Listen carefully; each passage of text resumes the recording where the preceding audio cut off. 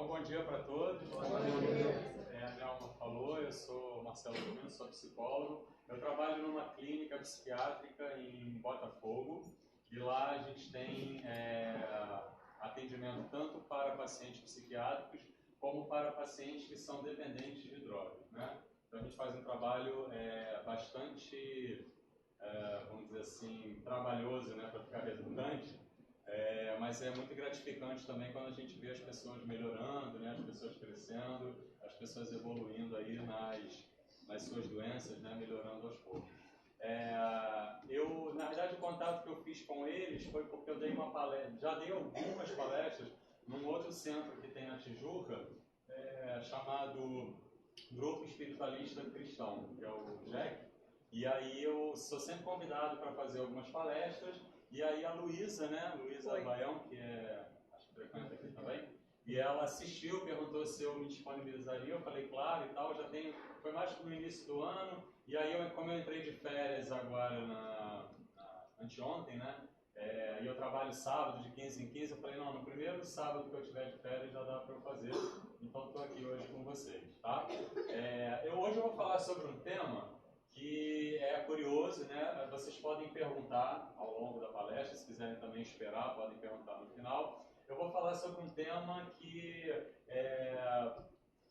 suscita as pessoas muitas dúvidas, né? Então a gente vai falar sobre fobias, traumas e medo. A gente tentar diferenciar uma coisa da outra, porque às vezes esse tema fica um pouco confuso, né? O que é uma fobia, o que é você sofrer um trauma, o que o trauma gera, né? O que leva as pessoas a terem medo, tá bom? Bom, primeiro a gente vai falar do medo, né? O medo é uma sensação que proporciona um estado de alerta demonstrado pelo receio de fazer alguma coisa, geralmente por se sentir ameaçado, tanto fisicamente como psicologicamente. E o pavor é a ênfase do medo, seria um grau extremo de medo. Tá? Então, sempre quando a gente tem alguma coisa que a gente vai fazer, porque o medo está relacionado com o futuro. Tá? Como assim? Vamos supor, eu tinha essa palestra para fazer aqui hoje. Né? Eu posso em algum momento ficar com medo, né? Se tenho medo, não sei como é que são as pessoas que estão lá, como é que é o ambiente e tal. É claro que eu já estou acostumado a fazer, mas de repente tem uma pessoa que vai fazer uma entrevista para um emprego. Está desempregado há algum tempo, apareceu uma oportunidade e aí ela fica num estado de medo. E o medo leva até a sintomas físicos, né?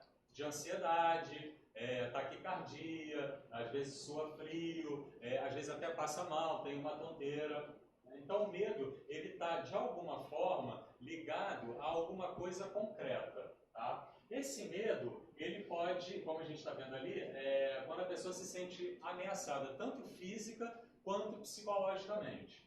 Se a gente está numa situação onde a gente se sente ameaçado fisicamente, se tem alguém que tem uma relação com a gente de agressão, né, de violência, tanto física quanto verbal, a gente se sente ameaçado, a gente tem medo dessa pessoa. Hoje em dia a gente está vivendo um momento de muito medo, né, na nossa cidade. Aliás, eu acho que no mundo todo, né, por tudo que a gente está vendo aí de violência, essas situações que estão muito frequentes essa semana, de facada, de uma coisa meio absurda, mas na realidade aquilo ali foi só um chamariz ali, né, porque a gente vive isso todos os dias. Tem pessoas sendo agredidas, tem pessoas sendo assassinadas, tem pessoas sendo violentadas todos os dias. Mas quando a mídia traz uma situação específica, as pessoas ficam talvez mais mobilizadas. Mas isso é uma realidade tanto aqui no Rio de Janeiro, como em todas as cidades do Brasil, como no mundo. Né? Então isso gera muito medo. Tem gente hoje em dia que o medo é tão grande de sair de casa que isso está se tornando fobia.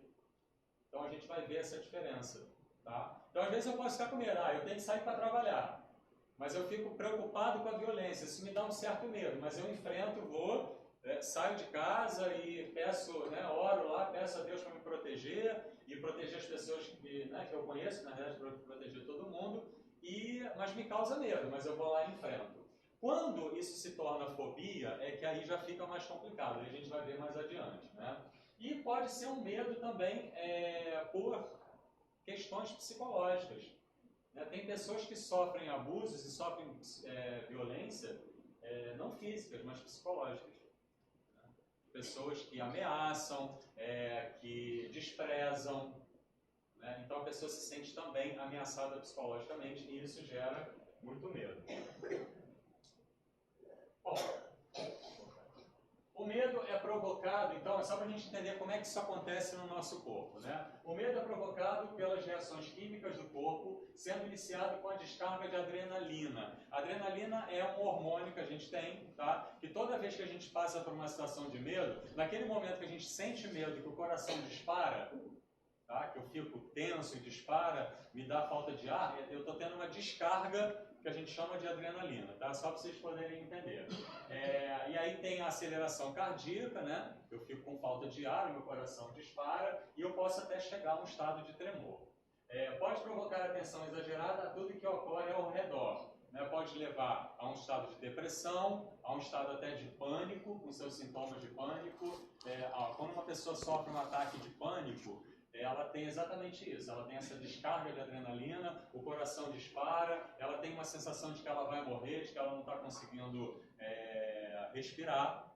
Né? Então a primeira sensação que a pessoa tem quando tem uma crise de pânico é achar que vai morrer. Tá? Mas na realidade não acontece, tá? Ninguém morre por causa de uma crise de pânico. Tá? Mas como o coração dispara, o cérebro desoxigena, então tem essa sensação de que está morrendo. Né? Medo é uma reação obtida a partir do contato com algum estímulo físico ou mental. Tá? Esse medo ele pode ser tanto real quanto imaginário.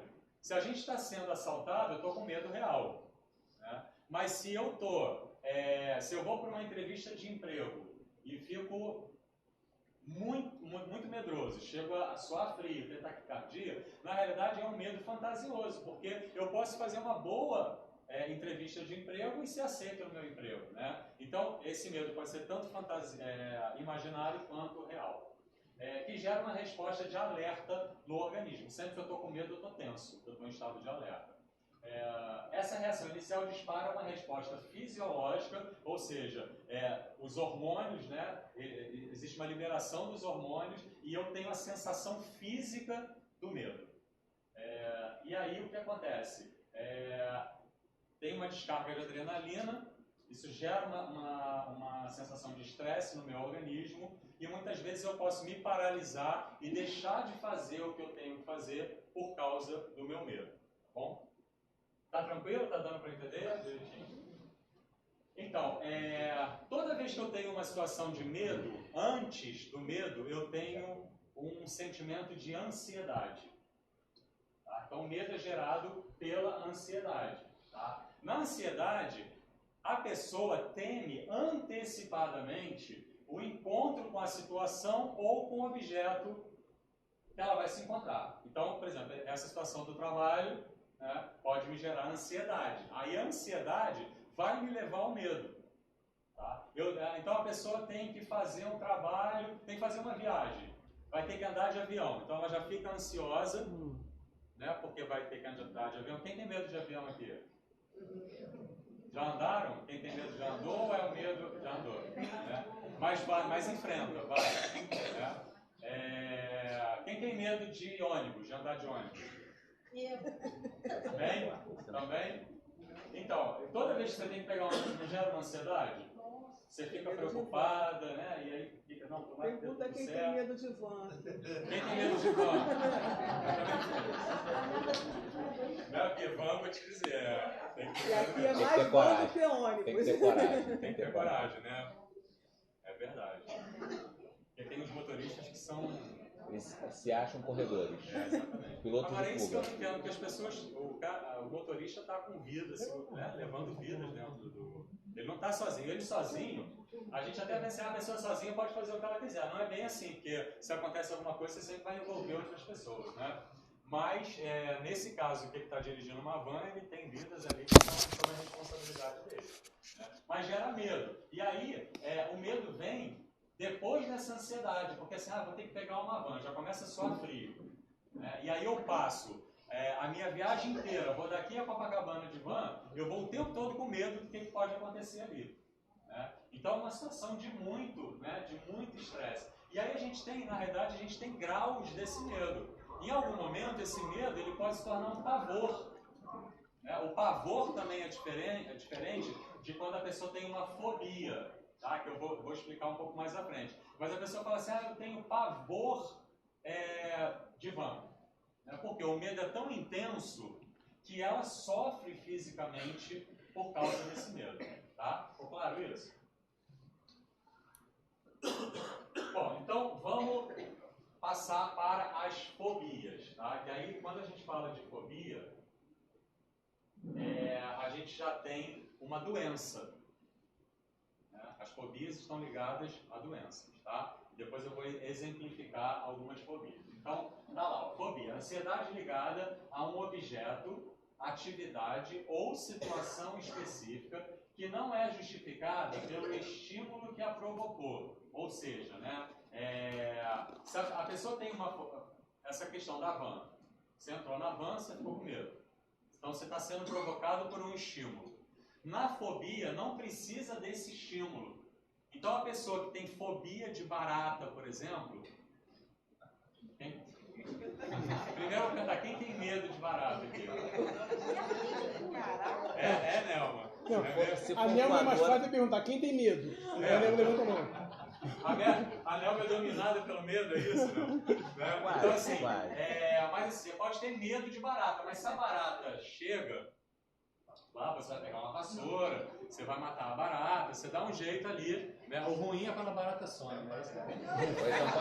Ou então quando voa. Ou quando voa eu como mais. Mas quando você vê a barata, você viu a barata, aí você vai matar, pega o negócio pra matar e a barata sumiu, e aí? É horrível isso. Mas assim, tudo bem, a pessoa tem medo, mas vai lá e enfrenta, dá um jeito de matar. A pessoa que tem fobia, ela é uma coisa completamente exacerbada, exagerada, e chega a causar aí impactos na saúde daquela pessoa. Só dela imaginar que pode aparecer uma barata na casa dela. Então, a fobia já é uma coisa grave, já está no patamar das doenças, tá? Então é importante a gente saber diferenciar. Sendo que a pessoa reconhece a sua reação como irracional. Então apareceu uma barata aqui, vamos supor, a pessoa que tiver uma fobia de barata, ela vai fazer um quiprocó aqui dentro. Ela vai sair gritando, vai derrubar as cadeiras, vai sair correndo pela rua. Isso é uma reação exagerada.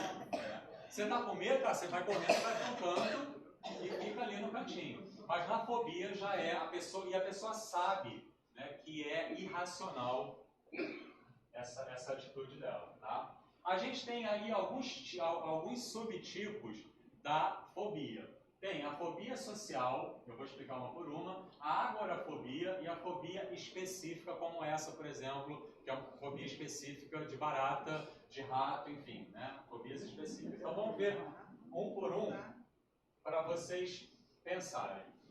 A fobia social, ela está relacionada com situações sociais. Então vamos lá ver. O transtorno ansioso social, que é um nome dentro da área da psicologia, quando a gente estuda a fobia social, a gente chama de transtorno ansioso social. Por quê? Porque todas as fobias são transtornos de ansiedade, como a gente chama. Tá? Estão relacionadas aos transtornos de ansiedade. É diferente, por exemplo, essa coisa que eu dei um exemplo. Você vai pegar uma van, você fica ansiosa e isso te dá medo.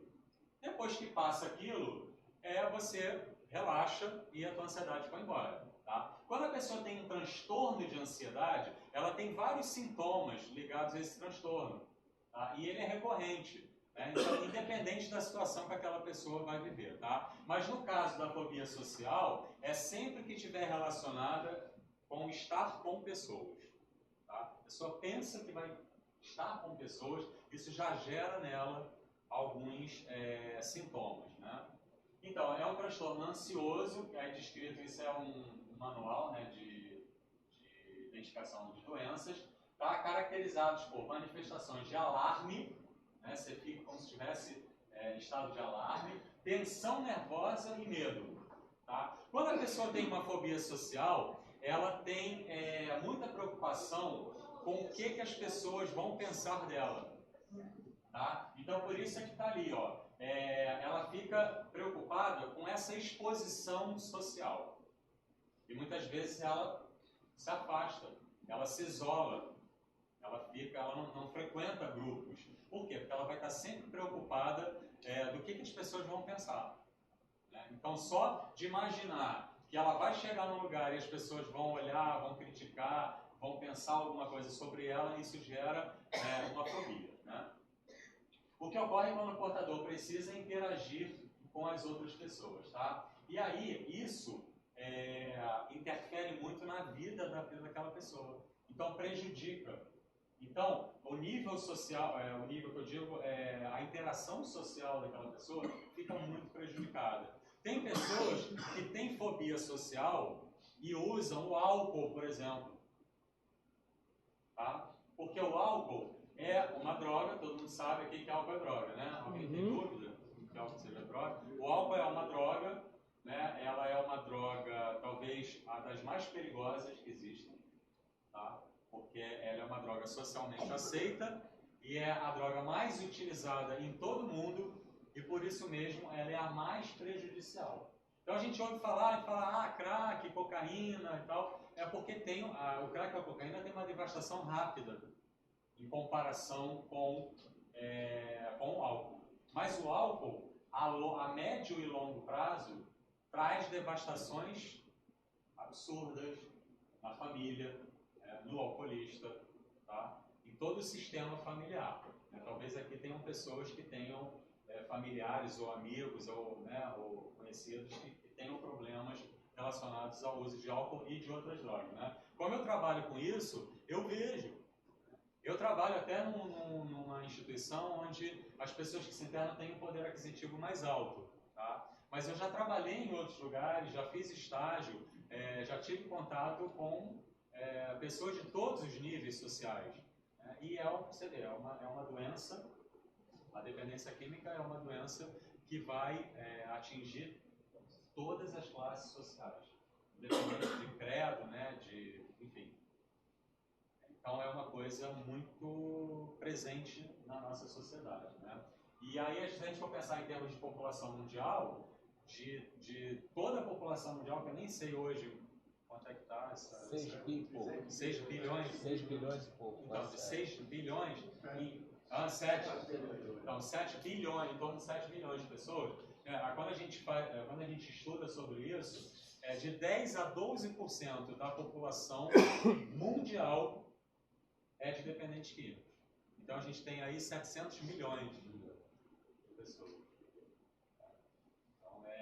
Uma estatística. Pode parecer pouco, né? 10 a 12%, mas é uma estatística muito alta. Tá? Então, mas tem pessoas que acabam usando o álcool por causa da fobia social. Por quê? Porque o álcool relaxa, né? Traz uma sensação de normalidade para a pessoa. Se é uma pessoa muito tímida, e até a timidez é uma coisa, né? Mas a fobia social é outra. Mas até no caso da timidez, se a pessoa é muito tímida, ela toma lá uma garrafinha de cerveja e tal, ela começa a relaxar, ela se sente mais à vontade no ambiente, começa a conversar, interagir, e aí ela encontra, entre aspas, um remédio para a timidez, para a fobia dela. Isso acontece muito com os adolescentes agora, né? Sim. Eles querem se enturmar e usam a cerveja da bebida para... Exatamente. Foi importante você falar isso, porque na adolescência é a fase onde a gente está descobrindo muita coisa. Né? São as fases das identificações, você está mostrando grupos. Por isso que o adolescente, uma semana está ligado a um grupo, na outra semana está ligado a outro, porque é pela busca da identificação. E muitas vezes, também para ele ser aceito no grupo, aí a pessoa chega e fala, pô, você não vai tomar uma cervejinha? Toma aí, pô, relaxa, experimenta. Aí ele tomou, ele estava super tenso, foi numa reunião de amigos, super tenso, tomou uma cerveja, relaxou, ele pensa o seguinte, poxa, descobriu uma fórmula mágica. Então, toda vez que eu precisar relaxar, eu vou tomar uma cervejinha que vai me dar uma relaxada. E isso com as outras drogas também, né? A maconha, que é muito utilizada pelos adolescentes, né? E daí vai, tá? Mas na fobia social, a gente tem que sempre pensar que prejudica a vida da pessoa em vários setores, inclusive no trabalho, tá? Relacionamento afetivo, na própria família, não é só no ambiente social amigos, né? Mas todos os ambientes sociais, inclusive no trabalho. Então, tem gente que tem fobia social e não consegue arrumar um emprego porque não consegue interagir com as pessoas dentro do emprego, tá? A agorafobia, ela vem aí, né, etimologicamente falando, né, do grego, né, do ágora, quer dizer assembleia, reunião de pessoas, né, multidão. Então a pessoa agorafóbica é aquela que tem medo de estar em espaços abertos, tá? Ou no meio de uma multidão. Então o agorafóbico não vai a um show que tenha na Cidade do Rock, por exemplo. Não vai, porque justamente por isso, né, ela tem medo de estar no meio das pessoas. Por quê? Porque ela tem medo, se acontecer alguma coisa com ela, ali ela não consiga sair. Tá? Então, é diferente do fóbico social. O fóbico social tem medo do julgamento. Ele fica preocupado com o julgamento. O agorafóbico, ele tem medo de multidão. Alguém tem medo de multidão aqui, de ir para lugar de muito cheio? Tem? Eu não gosto, mas não quer dizer que não chega a ser medo. Eu vou numa boa, eu não gosto. Mas o agorafóbico não vai de jeito nenhum. Tá? O cara pode ser louco por futebol, mas se ele for agorafóbico, ele não vai ver um jogo no estádio. Ele prefere assistir na televisão, em casa, porque se acontece alguma coisa, se ele se sente mal e tal, ele sabe que ele está em casa e que ele pode ser socorrido por alguém, enfim. Mas no estádio, tudo pode acontecer. Se ele passa mal, e aí? Como é que pode, né? Então, tem essa diferença, tá? O que acontece? As pessoas que têm um transtorno do pânico é diferente de ataque de pânico, tá? Qualquer pessoa pode ter um ataque de pânico, sem ter o transtorno do pânico. O transtorno do pânico é uma doença, tá? Mas você pode estar lá, dentro do metrô, por exemplo, e aí o metrô parou entre uma estação e outra. Eu fico apavorado. Eu já tive ataque de pânico, assim. Porque aí eu olhei assim, vi que parou. E aí, tudo bem, passou 1 minuto, nada do trem andar. 2 minutos, nada e tal. Aí eu comecei a olhar, falei assim, caramba, se eu passo mal aqui, como é que eu vou sair e tal? Aí dá medo de você, né, começar a... Aí você começa, mas aí tudo bem, mas aí tem uma técnica que começa a falar, Marcelo, calma, né, você não está passando mal, você só ficou tenso, né, com o metrô parado e tal, acalma a respiração e volta ao normal. Mas a pessoa que não tem técnica, num ataque de pânico, ela vai e aí pode até desmaiar. Tá? No transtorno do pânico, não, tem uma série de outros sintomas, tá? E a agorafobia pode ser desencadeada pelo transtorno do pânico. Por quê? Porque ele vai pensar o seguinte, tá, eu tô ótimo, mas eu chego lá no show e aí começo a passar mal, e aí eu vou ter um ataque de pânico lá dentro, e aí eu não sei o que pode acontecer, eu posso morrer lá dentro. Tá? Então ele não vai também. Ele faz esse link. Tá? Então ele não vai de jeito nenhum. Tá? Quando o medo surge, é difícil saber se ele está tendo um ataque de pânico mesmo, ou se é a agorafobia, que é essa coisa de estar lá no meio da multidão. Então isso tudo fica confuso, tá? Porque os sintomas são parecidos. Então o que ele faz? Ele não vai. Ele prefere não sair. E aí, a pessoa que tem um transtorno do pânico, ela não sai de casa, em situação alguma, porque ela fica sempre preocupada de ter um ataque de pânico na rua, tá? E assim como o agorafóbico, ele também não vai para locais onde ele possa estar vulnerável e achar que se acontecer alguma coisa com ele, ele não vai ter socorro. Marcelo, as pessoas que têm o costume de ir em restaurante e nunca ficar na mesa do centro, procurar sempre a mesa do canto, isso também poderia ser enquadrado como sistema? Porque ela fica achando que, se acontecer alguma coisa, eu estou perto da porta. Eu não sei se é por isso. Pode ser. Às vezes pode ser uma mania da pessoa também e tal, mas pode ser isso. Ela fica assim, vamos ficar perto da porta, se acontecer alguma coisa, eu saio. Eu normalmente, cinema e teatro, eu sempre fico na última poltrona, ali perto do corredor. Mas não é por causa disso não, mas é porque eu sou grande, né? Então, às vezes, ficar no meio, eu me sinto meio preso ali, então eu gosto de ficar perto. Eu não diria fobia ou coisa parecida, eu diria precaução. Precaução, pode ser também. Mas às vezes pode ser gerado por um medo, né? Até por uma fobia. Uma precaução da fobia. Eu já subi 18 andares com uma pessoa, porque ela não entrava em E entra atualmente? Não, ainda não entra. Aí que você sente? Aí eu fui de companhia com ela. 18 andares. Ele não é uma pessoa O que você sente quando você... Não, eu não. Ele subiu 18 andares você com uma subiu pessoa. com uma pessoa. Ah, tá. Eu senti muito cansado. 18 andares. É verdade. Foi um pouquinho Mas você vê, a pessoa subir 18 andares, mas é a fobia que ela tem. Porque quando a pessoa tem medo, ela até enfrenta, ela entra no elevador e ela fica lá. Não acontece nada, vai chegar, né? Então, mas na fobia, a pessoa não entra mesmo, ela passa longe do elevador. Mas essa não entra de fome. Então ela tem uma fobia. Cada rolante também não. Ela tem uma fobia, tá? Se a gente for pensar, a agorafobia, a pessoa tem medo de ter medo. Ela fica com medo, ela não vai porque ela fica com medo de lá ela ter medo e aí não saber o que fazer. Basicamente, a agorafobia é isso. Então ela só é um transtorno de ansiedade também, porque ela sofre por antecipação, tá? E aí ela vai ficar assim, não, então melhor não ir. Aí ela fica pensando, não, porque se eu for, né, posso acontecer isso, tá? E aí ela não para de pensar, então melhor a fazer é ficar em casa. Então, basicamente na agorafobia é o medo de ter medo.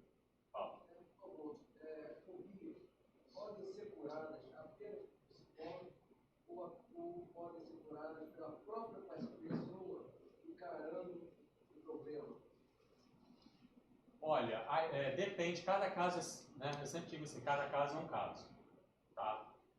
Tem casos muito graves que às vezes a pessoa precisa tomar algum tipo de medicação, tá? Fazer uma psicoterapia, mas eu sempre digo que qualquer doença, tá? Qualquer transtorno psicológico, psiquiátrico, alguns, quando são crônicos, é mais difícil, mas precisa ter a participação da pessoa.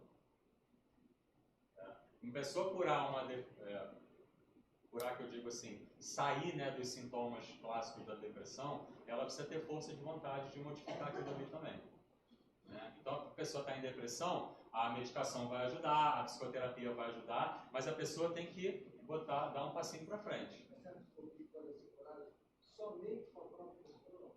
Ou seja, a própria doente, né, a pessoa se cura, se auto... Pode, eu acredito que sim. Eu acredito que sim. É como no caso do alcoolismo, por exemplo.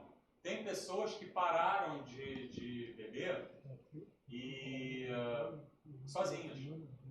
É mais difícil? Pode ser. Mas ela se determinou e ela buscou e ela foi fazer tudo o que ela precisava fazer, foi frequentar grupo, né? Às vezes entra por uma religião e a religião ajuda, enfim. E aí está anos sem beber. Tem pessoas que não conseguem de jeito nenhum sozinhas. Então depende muito da pessoa também. Né? Sim, mas talvez não seja uma fobia, pode ser um medo extremo.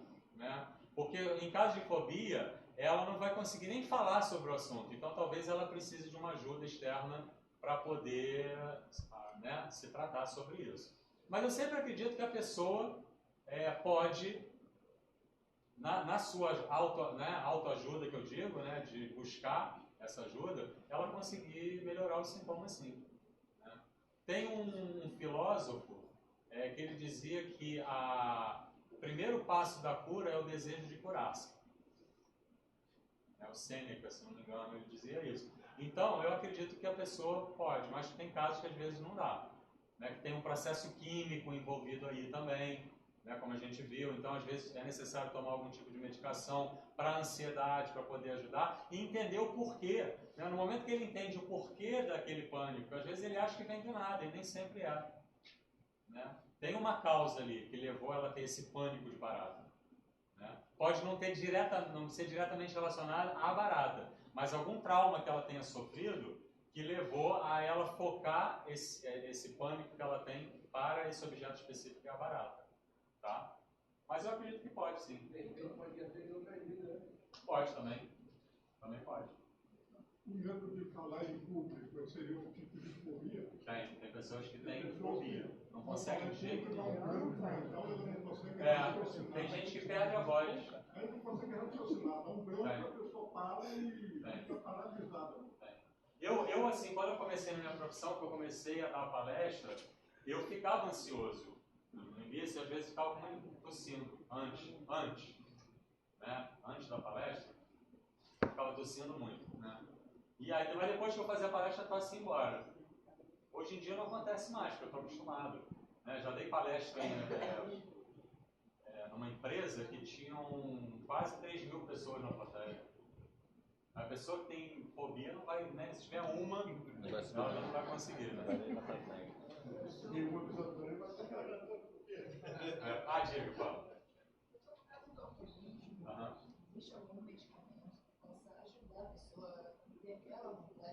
Existe. Não existe um remédio específico para o alcoolismo, como não existe para as outras dependências. Mas existem remédios psiquiátricos que atuam na compulsão. Tá? Porque a compulsão é um processo químico, é cerebral. Então atua na compulsão. Hoje em dia a gente tem o antietanol também, que ajuda muito. Tem o Hevia, né, que é uma espécie de antietanol. Então isso vai ajudar muito no tratamento do alcoolismo. Mas aí a gente está falando da questão química. Isso junto com o acompanhamento psicológico. Isso. Para ele entender também o que leva ele a beber, por que ele buscou a bebida. Bom, porque na maioria das pessoas que usam droga, né, quer dizer, eu acredito que todo mundo, elas fogem da realidade. De enfrentar os problemas. Né? Então, em geral, as pessoas têm baixa tolerância à frustração, né, não sabem lidar com seus sentimentos. Então, assim, está triste, está alegre, está feliz, está frustrado, tudo é motivo para usar. E aí o remédio vai ajudar na compulsão, tá? Vai atuar ali, na parte química. E a terapia vai ajudar ele a se estruturar para entender a si próprio. É um processo de autoconhecimento. Né? Porque quando a gente se conhece, se eu sei que eu tenho uma tendência à agressividade, eu vou ter que ficar atento comigo e prestar atenção no meu comportamento para que eu não seja uma pessoa agressiva. Tá? Mas isso é um processo de autoconhecimento. Tá? E no tratamento psicoterápico, a gente trabalha assim também. Só um minutinho. Tinha uma outra pessoa atrás ali. Existe uma diferença entre a fobia e a doença mental propriamente dita? Sim. Porque existe o transtorno de personalidade. Mas aí já é considerado doença. O transtorno de personalidade não. Não? Não. A doença mental, quando a gente chama de doença mental, tá? São todas as doenças psiquiátricas. Tá? O próprio alcoolismo é uma doença mental. Tá? A depressão, o transtorno de ansiedade, tudo isso é mental por quê? Porque está tudo na mente, né? Ligado à mente. Então, transtorno de personalidade já não é considerado doença, porque você não tem tratamento para transtorno de personalidade. Tá? Para a fobia social, por exemplo, a depressão, para a ansiedade, para um transtorno bipolar. Eu tenho uma amiga que tem transtorno de personalidade histriônica. Isso diagnosticado em tratamento. É difícil o tratamento. E o médico me disse que não há cura. Transtorno. Ela pode ser mantida sob controle. Sob controle. Mas cura não existe. Não existe. Tá? Na realidade, assim, a maioria das doenças, elas são crônicas.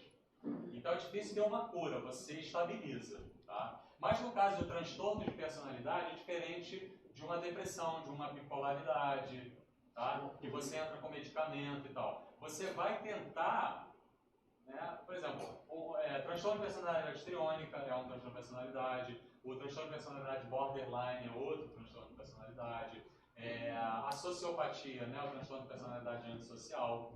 Tá? Porque quando a gente fala transtorno de personalidade antissocial, a gente normalmente quando fala psicopata, sociopata, a gente imagina um serial killer, né? Tá, é um grau de sociopatia também, psicopatia. Mas existem, outro dia mesmo lá na clínica, teve uma palestrante que falou sobre os psicopatas do cotidiano. Então às vezes a gente trabalha com psicopata e nem sabe. Que é a pessoa que está sempre focada nela, né, que ela vai passando por cima das pessoas, né, que o único interesse dela é ela própria. Tá? E ela não sente culpa, não sente vergonha, né, aquele não está nem aí para ninguém. Então isso a gente pode ter no nosso dia a dia. Só que quando a gente pensa aquele Fred Krueger, né, que corta a pessoa em pedaços, também é um grau, porque existem, se não me engano, são 26 graus de psicopatia.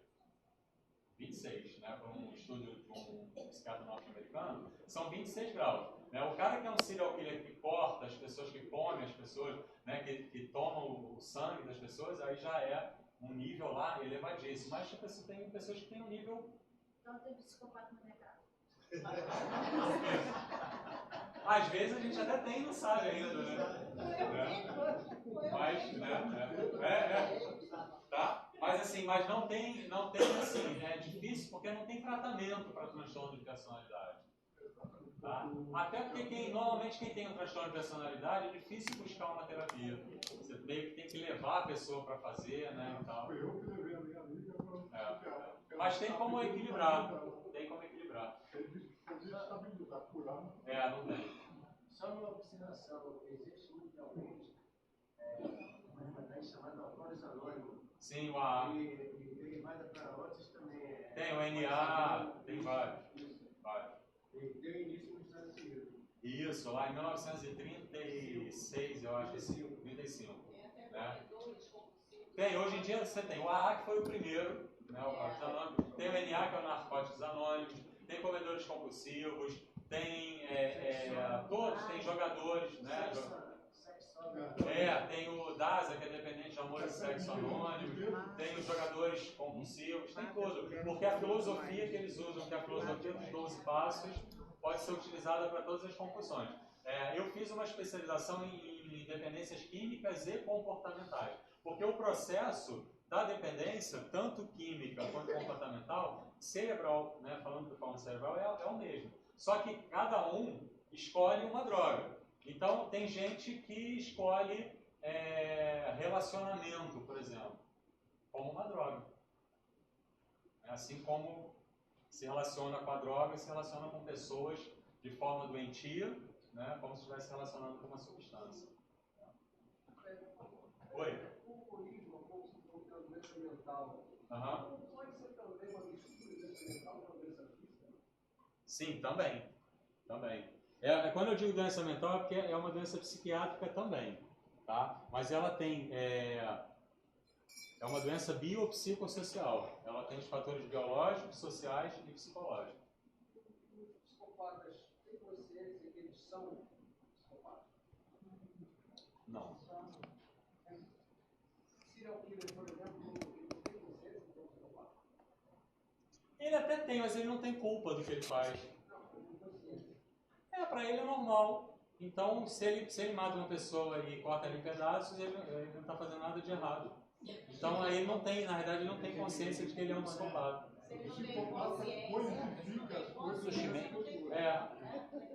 Porque assim, se ele mata as pessoas, tá? Eu estou falando do serial killer. Ele não sente a menor culpa. Então, se é normal, então ele não tem consciência. A gente só tem consciência quando a gente tem valores e avalia as situações. Tá? Então, se eu mato uma barata, às vezes, mesmo quando eu mato uma barata, eu falo, você pode estar diante da barata, mas eu lembrei dela. Né? O serial killer, ele mata, ele, tá nem aí, ele ainda acha que está fazendo um favor para a pessoa de matar. Entendeu? Então, a consciência vem muito, né, dos valores, né, da minha formação e tal. Mas eles não têm culpa de ser psicopata. Fazia, vinha aquele impulso e não conseguia, sabe? Mas ele não sente culpa, ele faz de novo.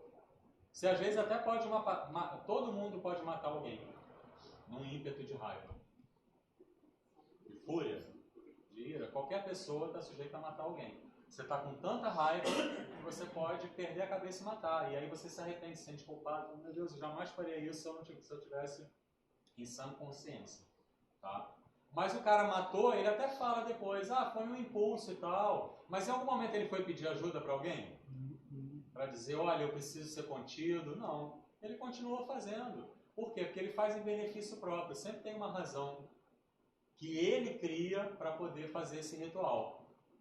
Tá? Então tem, às vezes, serial killer que só assassina mulheres.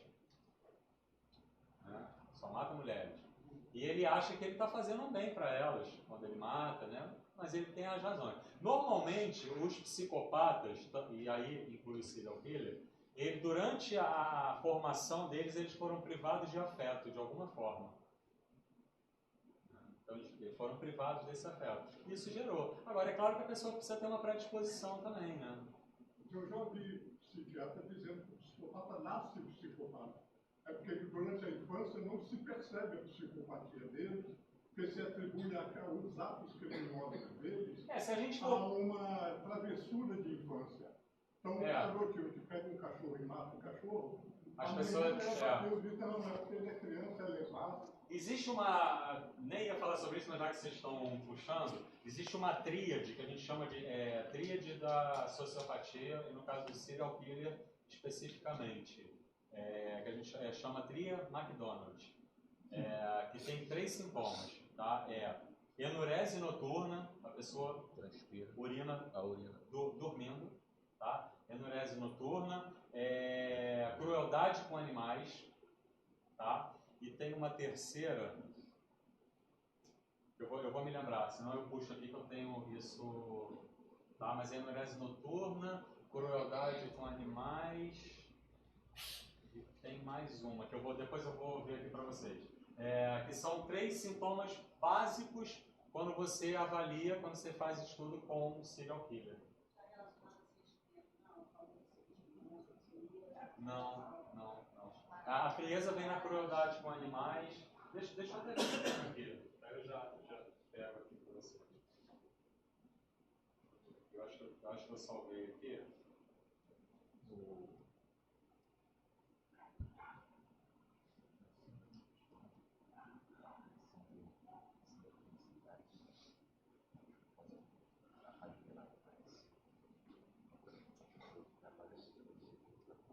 Tá sem internet aqui.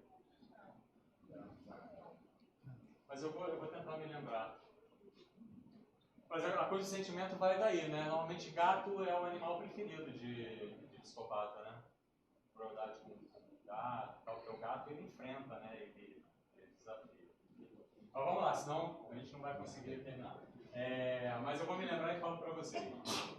Então a fobia específica, ela é relacionada a um tipo de objeto específico. Tá? Então toda vez que a pessoa se vê diante da possibilidade de estar com aquele objeto, né, os sintomas da fobia, eles começam a aparecer. Então medo ou inquietude podem ser provocados tanto pela presença como a antecipação do objeto específico ou a situação. Uma pessoa que encontra um dos motivos no qual ela tem fobia, muitas vezes mostrará sinais de medo ou experimentará, né, ou exprimirá desconforto. Em alguns casos, pode até resultar em um ataque de pânico. Na maior parte dos adultos, essa espécie da fobia é consciente e é reconhecida pela pessoa. A pessoa sabe que tem a fobia. Tá? Diga.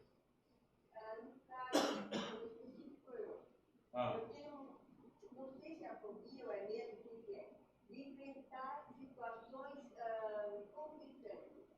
É tão forte que se eu estivesse assistindo um filme e aparecer alguém numa situação meio desagradável, eu não consigo assistir, eu saio da sala, eu troco de canal.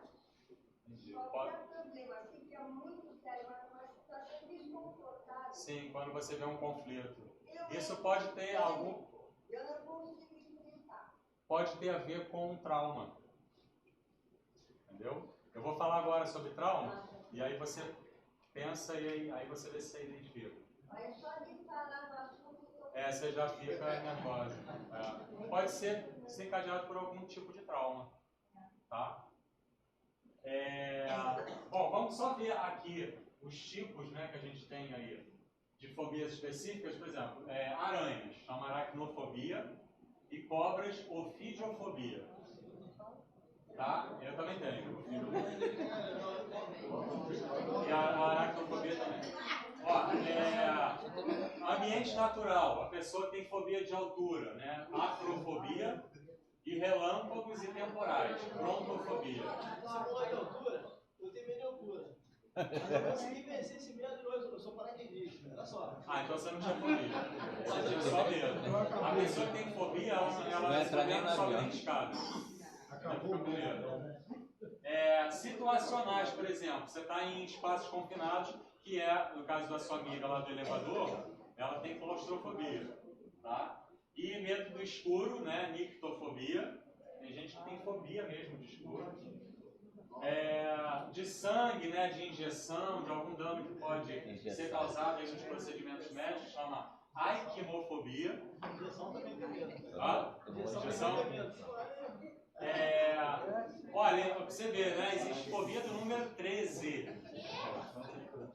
Chama triscaidecafobia. Então eu não sou um tridescachete. Triscaifóbia. Eu gosto do 13. Gosta do número 13? Tá? E de palhaço também. Courofobia. Alguém tem fobia de palhaço aqui? O que você sente quando você vê um palhaço? É mesmo? Chega só a frio, assim. Eu também não gosto muito de palhaço, não. Sem graça. Bom, e aí chegamos nos traumas, que deve ter a ver com o que você está falando. Tá? O que é o trauma? O trauma psicológico é um tipo de dano emocional que ocorre como resultado de algum acontecimento. Pressupõe uma experiência de dor e sofrimento emocional e ou físico. Como experiência dolorosa que é, o trauma acarreta uma exacerbação, é um exagero, né, do medo, o que pode conduzir ao estresse. Foi o que você falou da situação, você já sentiu taquicardia, ficou numa situação de estresse. Até agora já estou conseguindo normalizar. É mesmo, né? Vai acalmando a respiração. Respira. Tenta tranquilizar a tua respiração. Tá? Então envolve mudanças físicas no cérebro, afetando o comportamento e o pensamento da pessoa, né? E aí essa pessoa faz tudo para evitar reviver o evento traumático, né? Igualmente pode acarretar depressão, comportamentos obsessivos compulsivos, né? O famoso TOC pode vir dali, né? E outras fobias ou transtornos como o de pânico, tá? O trauma pode ser causado por vários tipos de eventos, mas há alguns aspectos em comum. Então, geralmente envolve o sentimento de completo desamparo diante de uma ameaça real ou subjetiva da própria vida, ou a vida de pessoas amadas, ou a integridade do corpo. Então, o trauma pode frequentemente violar as ideias do indivíduo a respeito do mundo, colocando o indivíduo no estado de extrema confusão e insegurança. Então, o trauma ele pode ser acarretado, né, consequente, tanto de um sofrimento físico como emocional. Tá? Então, existem pessoas que sofrem abusos sexuais, por exemplo, na infância. E isso vai acarretar um monte de consequência no futuro. Tem pessoas que sofrem abusos físicos, né? São espancados pelos pais, né? Por adultos próximos. Tá? Então, sempre vai trazer algum tipo de dano. Então, qualquer possibilidade de estar em contato de novo com esse tipo de situação, tá? Essa pessoa sofre demais. Então, o que você fala? Talvez você precisasse pensar aí na tua história o que aconteceu na tua história, que quando você vê uma situação de conflito, você sente esse tipo de coisa só de você falar. Porque é como se você tivesse, quando você está falando, você estivesse revivendo uma situação. Eu estou fazendo tratamento psicológico e não estamos conseguindo descobrir. Ainda não descobriu. Eu vejo toda a minha vida, eu não vejo nenhuma parte que quero solucionar isso. Como a gente está aqui num centro espírita, pode ser uma coisa de vidas passadas também. Talvez um trauma relacionado a uma vida passada. Eu nem sempre posso falar, aqui a gente pode falar isso, mas eu nem sempre posso falar isso nas palestras, como eu acredito nisso, também pode ser uma coisa de vidas passadas. De repente você poderia tentar fazer uma regressão, né, para poder entender, né, o que aconteceu aí em outras vidas, que possa... Porque se você não consegue identificar na tua vida atual situações traumáticas, de repente você presenciar a briga de pais, ou de adultos na sua família, ou ter visto, às vezes porque a gente imagina um trauma como uma coisa assim, às vezes muito próxima da gente, né? De repente você estava passando na rua quando era pequena e viu um casal brigando, ou né, dois adultos brigando, até duas crianças brigando, e aquilo foi tão violento que foi um evento traumático para você, que não tem relação direta com a tua história familiar, mas que ficou traumático para você. E aí quando você vê uma situação num filme, isso pode te lembrar também. Isso trauma, esse meu medo, não sei que nome que eu daria, é tão grande que já me causou grandes prejuízos financeiros. Seríssimos de relacionamento financeiro em todas as partes que você possa ver, é ser resultado desse medo, uma situação constrangedora. Não precisa nem ser traumática, basta ser constrangedora e uma coisa. Então, mas pode ser consequência de algum trauma que você tenha sofrido, que ainda talvez não tenha vindo à tona aí na tua terapia e que possa também ser de alguma outra vida, né? E tem um reflexo hoje. Né? Pode acontecer também da pessoa, por um caso desse, ela mesmo querendo procurar ajuda, mas ela mesma não quer encarar o fato dela não querer aflorar aquilo. Pode. Você pode esconder dela mesma aquilo. Pode. Como alguém fosse resolver o problema para ela. Pode. Tem uma outra frase que diz que quando você tem um problema, né, que você tenta esconder o problema, ele fica mais aparente ainda.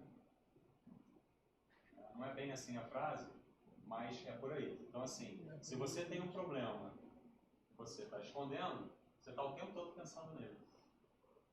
Quando você começa a falar sobre o problema, busca ajuda para esse problema, você está falando, mas está buscando ajuda. Em algum momento você tem uma percepção ali que você fala, caramba, se eu quiser, né, seguir esse caminho aqui, eu acho que dá para eu melhorar. Né? Mas se eu estou escondendo, está escondido. Né? Quando você esconde alguma coisa, você está sempre preocupado de alguém descobrir, né? O que você escondeu. É como uma pessoa fosse falar uma mentira, se chama daquela mentira toda a vida. Quando falasse a verdade, estava... Exato. Exatamente. Marcelo.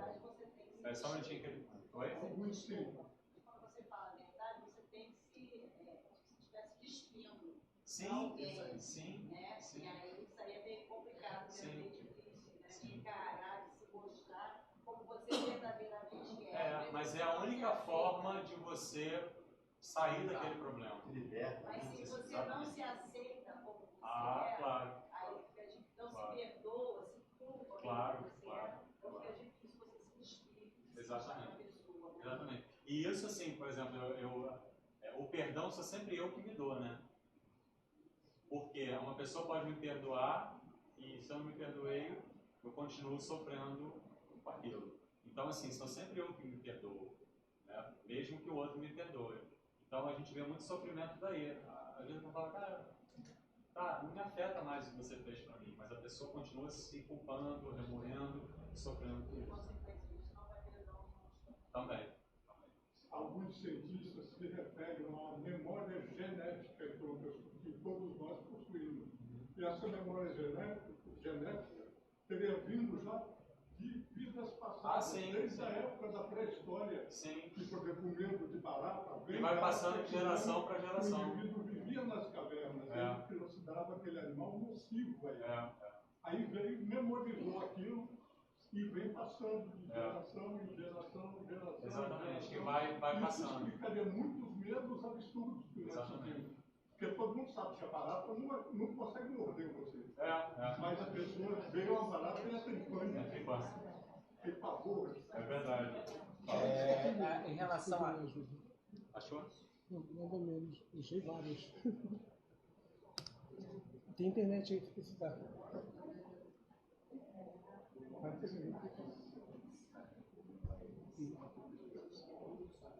Procura para mim síndrome tríade de McDonald. Vê se você acha que aí tem exatamente os três. Aí tá meio misturado, mas também tá falando sobre isso.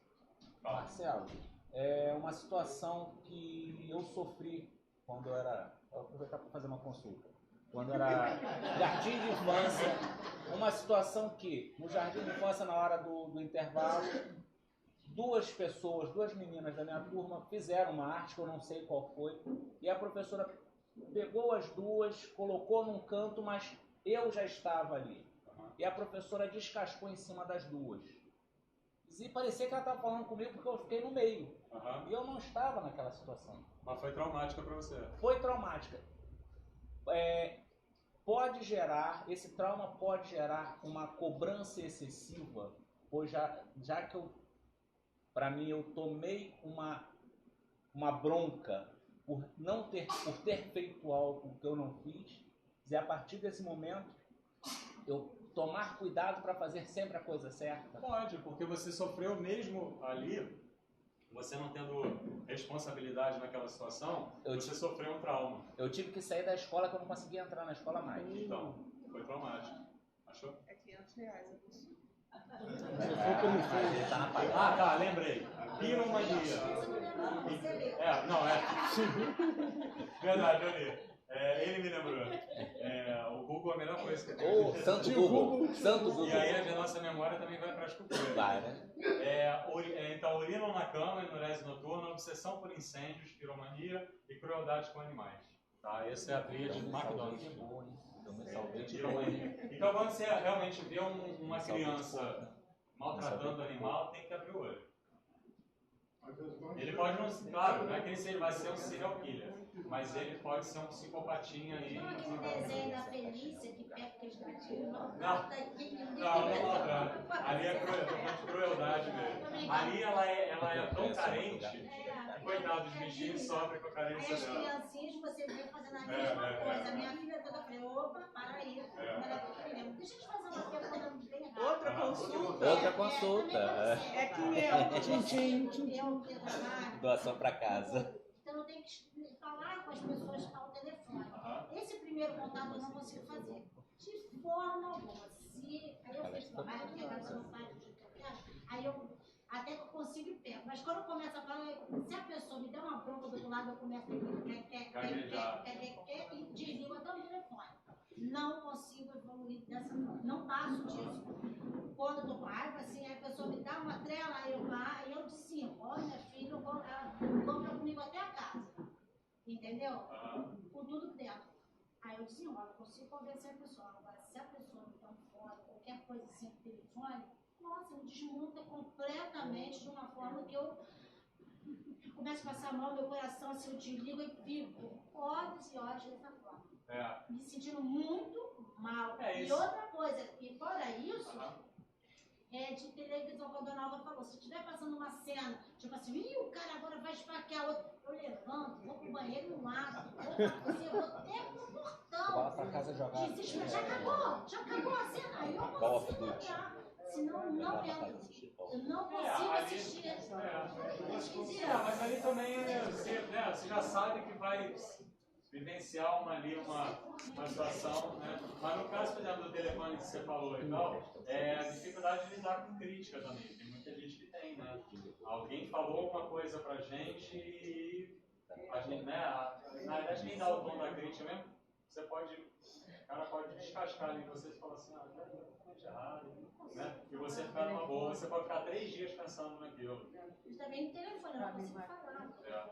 Aí trava, né? Me trava de uma tal forma, ler em público, eu perco a leitura, eu não boto ponto nenhuma vírgula. Quando eu não vou direto, desesperadamente, eu gaguejo, eu não estou conseguindo ler direito. A frase não sai. É um caso perdido. Só nascendo de novo. Nem isso. Olha só, nem uma semana. Nem reencarnação. Direto resolve o seu caso. Gente, o consultório dele é lá em Copacabana. Mas isso que você está falando, assim, tem que ser assaltado na banca, isso é um medo que já está atingindo grande parte da população, pela situação que a gente está vivendo aqui. Marcelo, você como psicólogo pode autorizar a gente usar eletrochoque nela, né? Meu gerador ali de 600 volts. Vamos lá, gente. Então, o trauma também pode acontecer em decorrência de uma traição, né, de uma pessoa, especificamente, de um amigo, de um relacionamento, ou até de uma instituição, né, onde você trabalhava e tal, de uma forma imprevista, e te pegou de surpresa, isso traz desilusão, né, e aí você acaba, em algum momento, achando que todo mundo vai fazer isso com você. Se me traiu uma vez, então todo mundo vai me trair. Não é assim, né? Foi uma situação específica, tá? Aí lá, um evento traumático envolve uma experiência ou uma série de experiências diferentes, afeta a maneira de um indivíduo responder com as ideias ou reações pré-estabelecidas, podendo às vezes durar semanas ou perpetuar-se, transferindo de pais para filhos durante séculos. Então foi até que o professor estava falando, né? Às vezes, numa mesma família, quando você vê um tipo de comportamento naquela família, quando você vê uma coisa que vem passando lá da quinta geração anterior, né? Porque foi passando em função de um trauma sofrido lá naquela geração. Tá? E aí, né, foi perpetuando ali naquela família. Então, alguns traumas psicológicos, por exemplo, perda de entes queridas, abuso sexual, violência, ameaça, né, desafeto, desilusão, e especialmente ocorrem na nossa infância, tá? Quando nós somos mais vulneráveis. Na realidade, nós como adultos somos reflexo do que aconteceu conosco na nossa infância, né? E aí, por isso que eu te digo, né? Pode não ter sido especificamente na tua família, mas alguma coisa que você tenha vivenciado. E aí você não ficou na sua memória, ficou lá recalcado, mas isso reflete na tua vida hoje, no teu comportamento hoje, né? Eventos catastróficos como terremoto, erupções vulcânicas, guerra, né? Hoje a gente tem os tsunamis aí, né? Esses massacres, enfim, tudo isso geram traumas, tá? E isso vai ter uma influência. O uso de drogas também pode ser gerado, né, desencadeado por algum tipo de trauma sofrido, tá? Pode fazer a pessoa buscar a droga para tentar, vamos dizer, anestesiar a dor, né? Assim como a exposição à miséria durante longo tempo ou mesmo abuso verbal. Então, pessoas que viveram em situação de rua, né? Pessoas às vezes que não sofreram violência física, mas violência verbal, né? Pai que chega para o filho que ele não serve para nada, né? Pau que nasce torto nunca se endireita, aquelas coisas assim, e a pessoa começa a acreditar que ela é nada, né? Na vida, e isso tem consequências futuras também. Deixa eu ver aqui, tá? Só para a gente fechar então. Pessoas diferentes reagem de maneira diferente em eventos similares. Uma pessoa pode sentir como traumático um evento que outra pessoa pode nem sentir. Tá? E nem todas as pessoas que passam por experiências traumáticas podem se tornar psicologicamente traumatizadas. Então, por isso que a gente sempre fala, né? Cada caso é um caso, né? Cada um reage a uma situação de uma forma. Às vezes acontece uma coisa com você vai falar com alguém, mano, você está sofrendo por causa disso?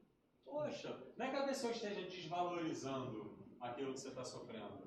É porque ela vê de uma outra forma. Ela encara. Poxa, então vamos lá, tenta reagir. Né? Poxa, não é por aí. Né? Então, eu acho que a gente vê muito bem isso no turbulença de avião, né? Quando o avião dá aquela tremida forte, você vê alguns batendo papo e outros se agarrando na cadeira, quase rasga, e outros batendo papo, jogando, lendo. Exatamente. E essas situações também, às vezes, de uma situação dessa de dificuldade, pode até, por outro lado, servir de incentivo para que a pessoa possa superar até o ponto da situação. Enquanto um entra no pânico, outros aproveitam aquilo para superar algumas coisas. Sim, também. É isso que foi bom você ter falado isso, porque toda vez que você sofre uma situação traumática, né, ou um evento adverso, né, que você não imaginava que fosse acontecer na sua vida, você pode ir por dois caminhos. Um, ficar deitado na cama e não levantar, não querer saber de nada, e o outro fala o seguinte, cara, então esse é o momento de eu seguir. Tá? É aquela coisa, né? Você acorda, abre a janela e aí tá chovendo. Aí você fala, caramba, que tempo horroroso, né? Que chuva e tal. Você pode falar, nossa, que delícia, eu vou ficar o dia inteiro deitado lendo. Ou você pode abrir, tá um sol maravilhoso, você fala, nossa, que sol infernal que tá hoje. Ou você pode dizer, caramba, vou pegar a bicicleta e vou dar uma pedalada na praia. Então, na verdade, a situação é a mesma. Porque a realidade objetiva, todos nós vivemos a mesma realidade objetiva. A gente está no Brasil, né, a nossa presidente, né, é a Dilma, né, nada, também se alguém votar na Dilma, tudo bem, tá, gente? A gente mora no Rio de Janeiro, né, e tal. Isso é uma realidade objetiva. Agora, cada um aqui tem uma realidade subjetiva. Cada um sabe... Tem uma música que diz, né? Cada um sabe a dor e a delícia de ser o que é. Né? Então, cada um tem uma história de vida, tem os seus traumas, tem as suas dores. Isso faz parte da realidade subjetiva. E aí é que pega. Né? Porque como é que eu encaro... O que é isso? É bonitinho aqui da casa. Ah, tá. Tem isso aí maravilhoso, Chaplin. Uma parte maravilhosa. Então, se você pudesse ver depois. Né, aquela música Smile do Chaplin, né? Ele fala muito sobre isso. Então, assim, você tem uma palavra que chama resiliência. Não sei se vocês já devem ter ouvido falar. Sim. Que é a resiliência, a capacidade que você tem, tá? Quando você passa por situações adversas na sua vida, de você poder superar, tá? E dar um novo sentido à sua vida. Isso é ser uma pessoa resiliente, tá? Então, né, eu posso escolher. Ou eu fico deitado e não quero ver a cara de ninguém, ou eu quero ir para a rua ver as pessoas para ver que tem vida lá fora. É questão da escolha. Tá? O próximo slide até nem tem... Fala do estresse pós-traumático, que são... quando você passa por uma situação traumática, como um assalto, né, como uma situação que gerou muito estresse para você. A gente chama de estresse pós-traumático. Então, isso só aconteceu com você a partir de uma situação específica vivida. Tá? Então, a gente vê muito isso em famílias, né, que perderam parentes em queda de avião, e sofreram uma enchente, e aí perderam tudo na casa. Né? São situações específicas que levam ao estresse pós-traumático. E aí você atua, aí você sabe a causa específica do trauma e vai trabalhar a causa específica do trauma. Mas às vezes, em outras situações, como aquela deu exemplo lá, que ela vem tentando descobrir na psicoterapia, que ainda não descobriu, então a gente não sabe qual é a causa. Né? Talvez ela e a psicóloga dela estejam tentando descobrir. Né? Então você não tem como atuar diretamente na causa. Mas no estresse pós-traumático, você vai direto na causa e tentar minimizar os danos que esse evento trouxe à vida de cada um. Ok? Gente, era isso que eu tinha para passar para vocês. Espero que tenha contribuído.